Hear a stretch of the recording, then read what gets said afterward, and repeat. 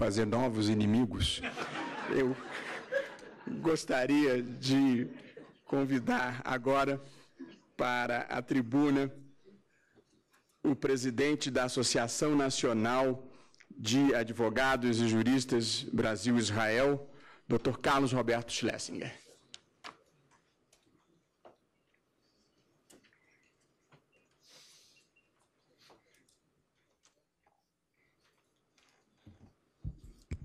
Excelentíssimo senhor ministro Luiz Roberto Barroso, ilustres componentes da mesa, público presente, eu tenho a honra de representar a Associação Nacional de Advogados e Juristas Brasil-Israel, uma entidade que foi constituída no ano de 1975, na cidade do Rio de Janeiro,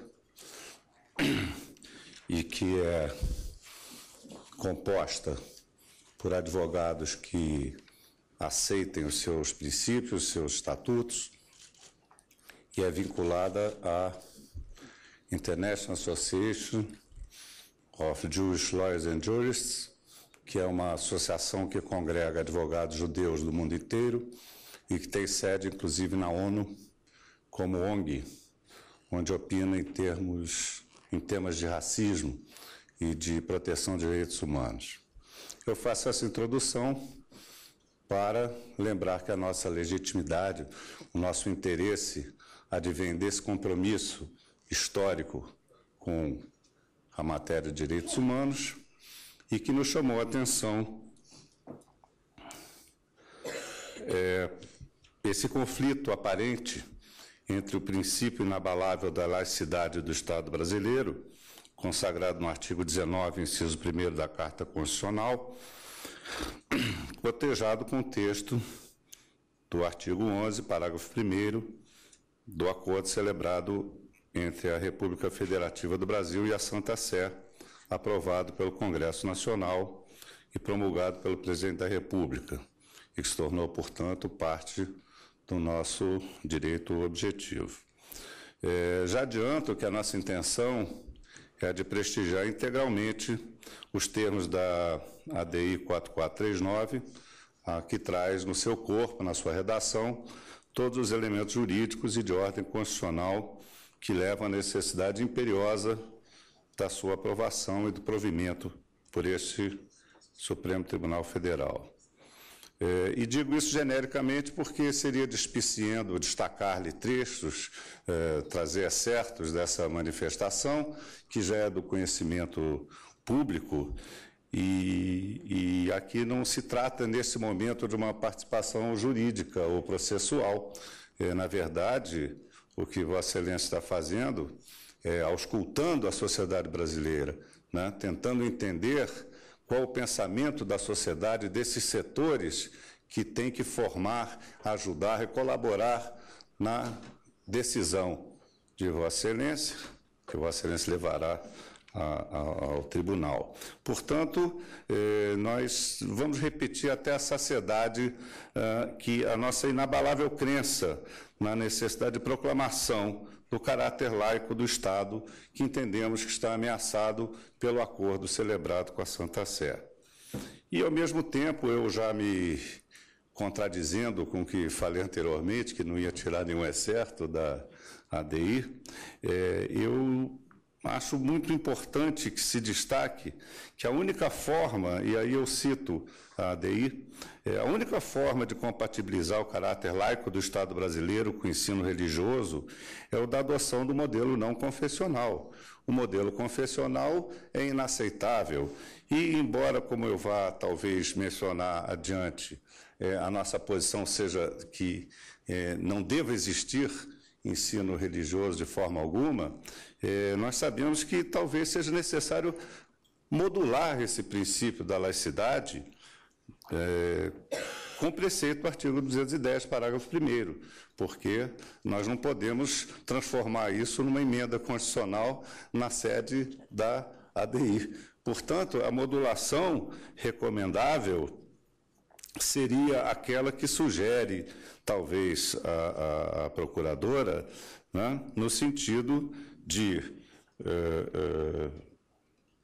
aceitar, acatar de alguma maneira o modelo não confessional. Nós somos contrários mesmo ao ensino religioso dentro da escola pública, mesmo que em caráter facultativo, por entender que o Estado, assim procedendo, estaria inserindo de uma forma sutil um conteúdo axiológico na mentalidade dos alunos, um conteúdo de valor, não é? E são alunos da mais tenra idade que frequentam a escola pública, não é? Isso já foi aqui repisado, dito, repisado, mas é importante, o Estado não pode inserir valores, o ensino não pode inserir valores, não pode, o Estado é um prestador de serviços nesse sentido. O Estado, quando interfere na educação, só pode fazê-lo para prestar serviço à cidadania, e a cidadania é aquela que nós contratamos através de nossa Constituição. Esse acordo, ele insinua sutilmente uma distinção entre o ensino religioso, que seria o que ele deveria afirmar, mas ele proclama sutilmente, e eu ouso dizer isso, a prevalência de uma religião. Ele se refere à religião católica e a outras, sem, contudo, identificá-las. E isso aí seria, embora não seja um penalista, mas seria, paradoxalmente, quase uma lei penal em branco, não é? Seria você conceder a interpretação das outras religiões. Quais são as outras religiões? Não é? Que religiões são essas? Quais são essas religiões que serão acatadas como boas religiões ou merecedoras desse beneplácito do ensino religioso? Portanto, seja católica ou qualquer outra religião que sutilmente se sugere ensinar, o fato é que esse ensino, o ensino confessional religioso, não se compatibiliza com a laicidade do Estado. Nesse sentido, entendemos cabível, se não existe alternativa, a proposta da ADI de proclamação de decisão parcial de inconstitucionalidade com a redução do texto para a supressão da expressão católico e de outras confissões religiosas, que, no dizer mesmo da ilustre procuradora, aponta para a adoção do modelo confessional de ensino religioso nas escolas públicas. Uma das maiores conquistas do avanço civilizatório foi, sem dúvida, a separação entre Igreja e Estado.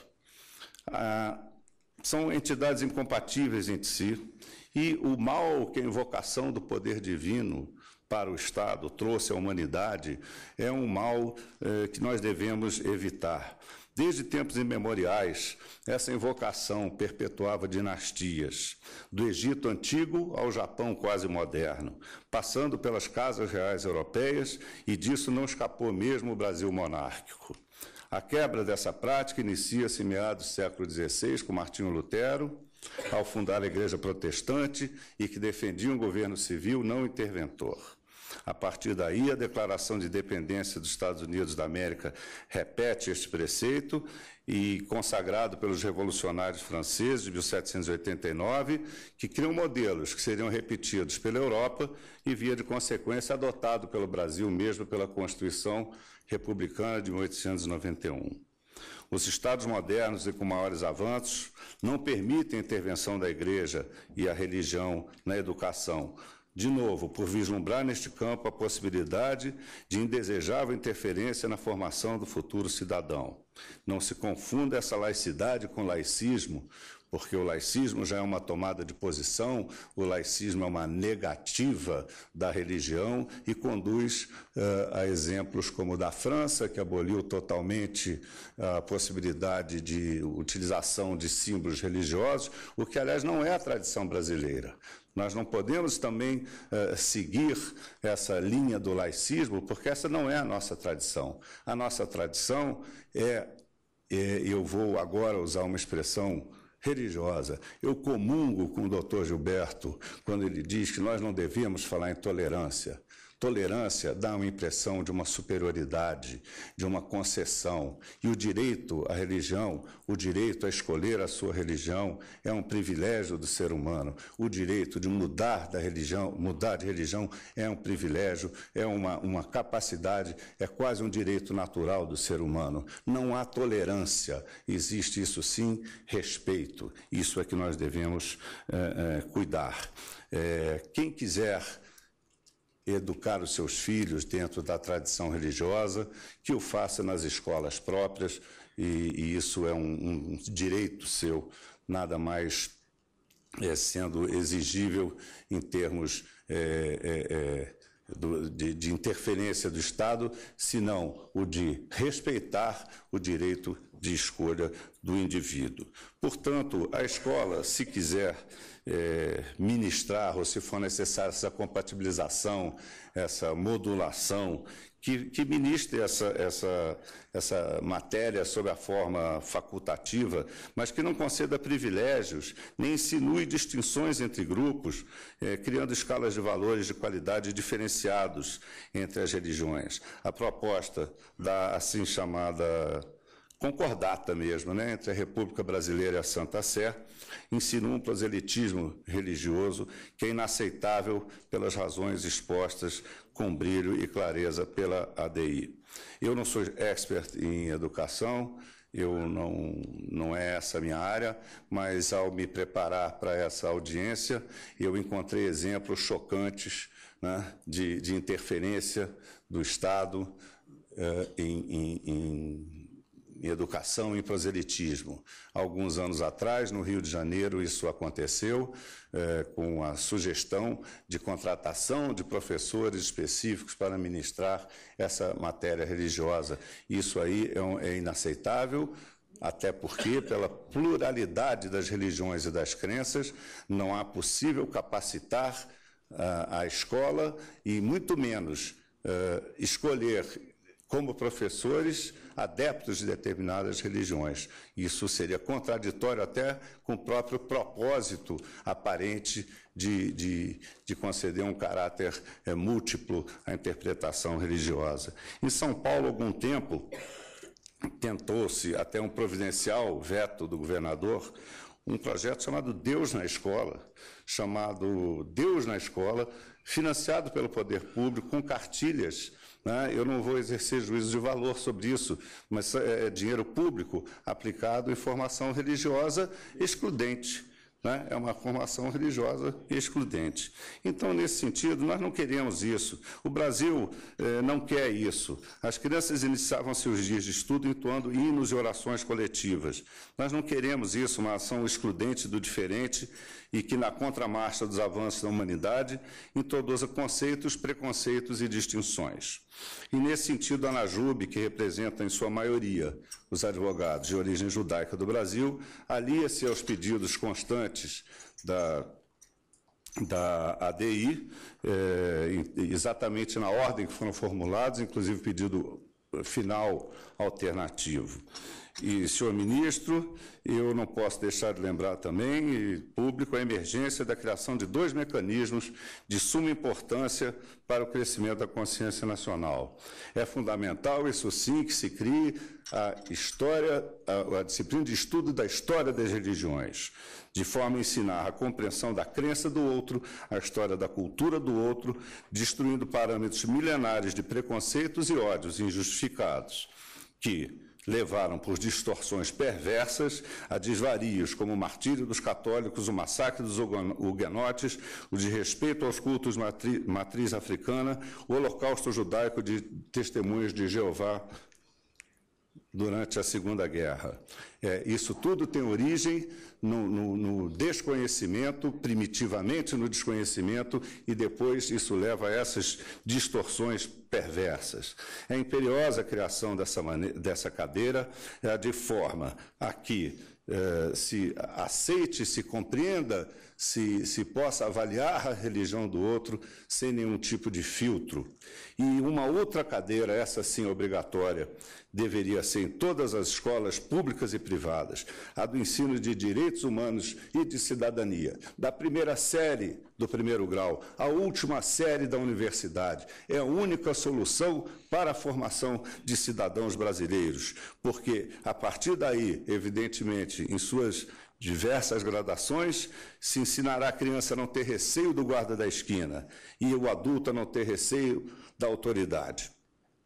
ensinando respeito, já concluo, a obediência à lei justa, o direito alheio de agir, de pensar, de acreditar. E nesse momento o Brasil, que Stefan Zweig previu como o país do futuro, será o país do presente, o país que nós queremos, uma nação generosa como já é, e dadivosa, como já dizia a carta de Pero Vaz de Caminha ao rei Dom Manuel, onde dizia que aquele escriba que, em se plantando, tudo dá. Se nós plantarmos respeito e conhecimento aos alunos das escolas públicas brasileiras, nossos futuros cidadãos dessa nação que amamos só poderão nos dar aquilo que merecemos. Muito obrigado. Agradeço ao Dr. Carlos Roberto Schlesinger. Incluiria, dentre as tragédias do século XX, Schlesinger, o massacre dos armênios, no início do século, igualmente